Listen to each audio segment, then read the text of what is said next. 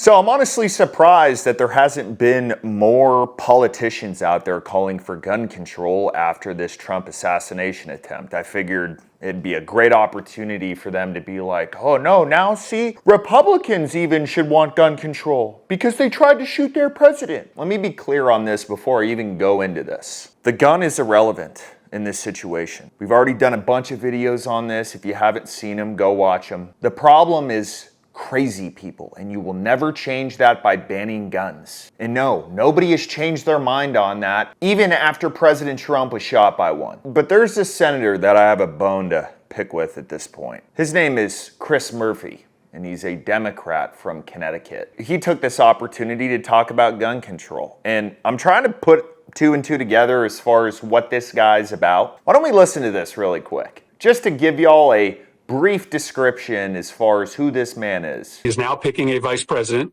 who has pledged 100% loyalty to the cult of Donald Trump. I've also seen, J.D. Vance act in a way that is really dismissive of democracy. He is one of the Republican senators that routinely stops us from being able to approve appointees to the Department of Justice, because he does not want the Department of Justice to do its work if the work is investigating Republicans. So there is a plan, right, written down on paper to transition American democracy to autocracy. There is a very mainstream element of the Republican Party and Trump's infrastructure that is very thoughtful about how they are going to end democratic norms. J.D. Vance is part of that infrastructure, right? He has been fairly public in his antipathy for democracy. There is just a dominant strain in the Republican Party and some of the sort of thin intellectual veneer that covers Trumpism that J.D. Vance is a big part of, that simply believes that democracy is antiquated, that it doesn't work any longer, that we would be better off if we just had one person in charge and the rest of us were stripped of our rights. Oh, that's interesting how you're talking about stripping people of their rights. Because aren't you a huge proponent of gun control? Aren't you one of the people who passed a ton of gun legislation? What do you call that, man? Do you call that stripping people of their rights? I keep hearing this on social media, how they're comparing Trump to Hitler, how they're comparing Republicans to white supremacy, or people who think that the way Hitler ran things was a good idea. I'm gonna eat y'all's lunch right now. Just once and for all, just so we're clear. You understand that Democrat principles and socialist principles are more aligned with Hitler's principles than conservative principles? You understand that, right? What did Hitler want? You bow down to the government. You don't get guns. If you go against them or you have a difference of opinion, they kill you. Who does that sound like? Does that sound like a conservative who says, well, every American should have a gun? No, it sounds a lot more like socialism or Democrats who are like, no, you shouldn't have guns. Yes, you should rely on the government for everything. Yes, you should bow down to the government. I just want to be clear on that because there's a lot of confusion behind that, and we aren't even close to bowing down to the government, at least on this side. And that we put men back in charge, that we created this nation in a new cloak of Christian nationalism. That's where J.D. Vance comes from, and he talks a good game, but if you really listen to him, he is being picked in part because he is going to help shape this transition away from democratic norms, this transition to a white patriarchal Christian-dominated nation, something that's very different, right, than the nation that many of us have thought we have been a part of this many years. No judgment. You're a free American. You can do what you want. But why wouldn't you want a country full of Christians? People who have morals, people who try to do the right thing, people who have a conscience, people who know that they're being watched by God. Why wouldn't you want that? Why wouldn't you want principles of a country based on that? What would you rather have? Would you rather have like a Hamas type of country? Of course you wouldn't, because what you like is you like woke.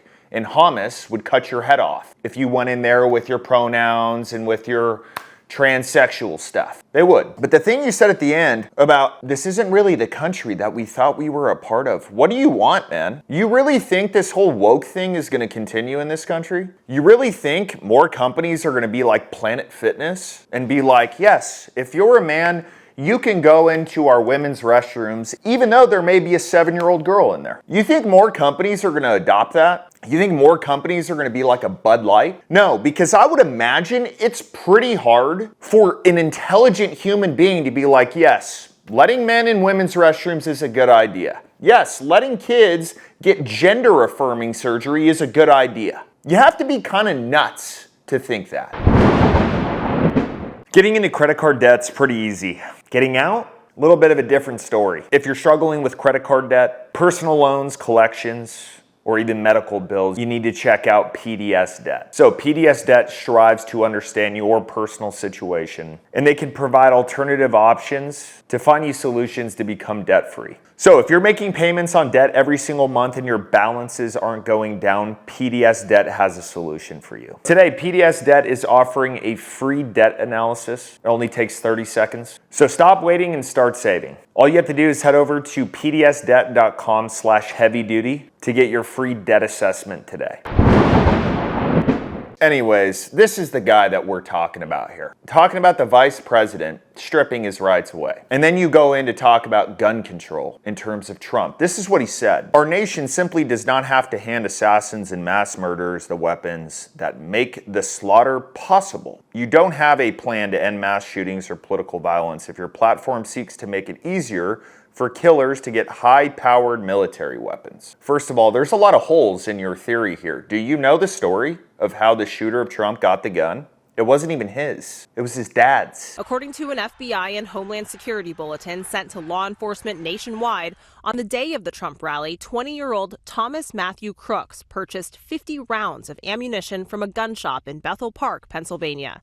Law enforcement sources say on the day of the rally, Crooks, a member at a local gun club, told his father he was going to a shooting range, and that's when his father allegedly gave him the rifle used in the attack. FBI investigators say while they've conducted hundreds of interviews and scoured his social media and phone, a motive remains unclear. So your theory just fell apart right now. That goes into responsibility. That goes into the home, the family, self-regulation. As it says in our Constitution, well-regulated. Not government-regulated, self-regulation. Maybe the dad could have said, well, you know what? My son kind of seems off today. I'm not going to lend him my weapon. You know what? Trump is in town. Today is probably not a good day to get pulled over and have a rifle in your truck, especially if you're driving near that rally. Today's probably not a good day for that. So no, son, go tomorrow. Self-regulation. It has nothing to do with gun laws. It has nothing to do with high-powered rifles. It has to do with having common sense. And one thing is for sure, our government doesn't have it. Now, this senator helped spearhead the bipartisan gun safety bill. This was in 2022. What has that done? You have been a huge part of enacting gun control. Are there still mass shootings? Yes. Are there still nut jobs out there? Yes. It's done nothing. But still, here you are talking crap about Christians, which is fine. You do you. I don't really care. I know what I believe in, and I'm firm on my beliefs. You're welcome to talk as much crap as you want. But in terms of what's written in the Constitution, you're not changing it, man. You're not taking this opportunity of a dad who just screwed up and gave his kid a gun to say, well, we need more gun control because of this. Shove it, man. Seriously. You're a joke.